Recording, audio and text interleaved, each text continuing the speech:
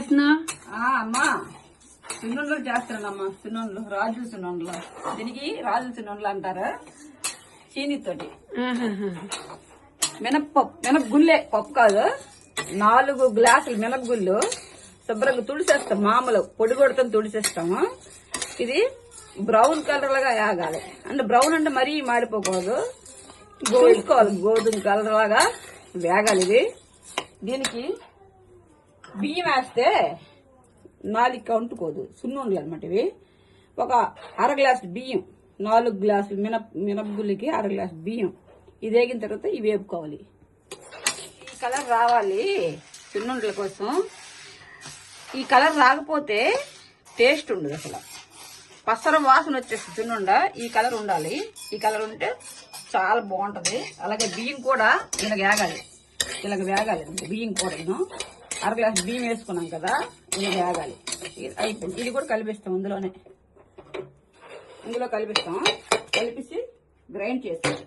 అంటే మిల్లు అయినా సరే మనం మిక్సీ అయినా సరే ఆడుకోవచ్చు, పర్వాలేదు. చల్లారిన తర్వాత మనం మిక్సీని వేసుకోవచ్చు. గ్రైండర్లు ఉంటాయి కదా, గ్రైండర్లోనే పిండి చేసుకోవచ్చు.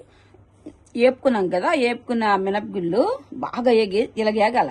సూపర్గా ఉంటుంది. ఇలాగుంటే ఇది ఏమంటే మిక్సీ వేసుకోవాలి. ఇది మిక్సీ ఇలాగ వేసుకోవాలి. కొంచెం ఉంది, ఇంక వేస్తాను మిక్సీ. ఇది కూడా కంప్లీట్ అయిపోద్ది.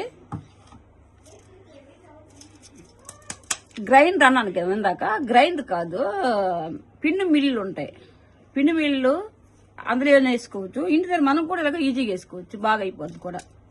కోసం ఇలాగా పంచదార కూడా మిక్సీ పొడిలా చేసుకోవాలి. ఆ పిండిలోనే కలపాలన్నమాట. 4 గ్లాసులు మినపగుళ్ళకి 2 గ్లాసులు పంచదార మిక్సీ వేస్తాం.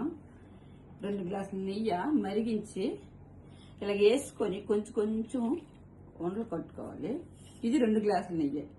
ఇదైతే నేను ఇంట్లో చేసింది ఆవు నెయ్యితోటి సున్నుండలు, ఆవు నెయ్యితోటి.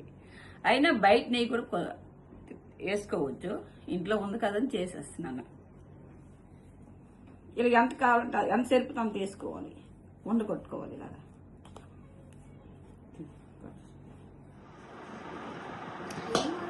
సున్నుండలు రెడీ.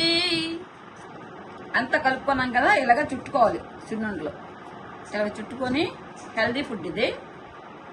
తింటే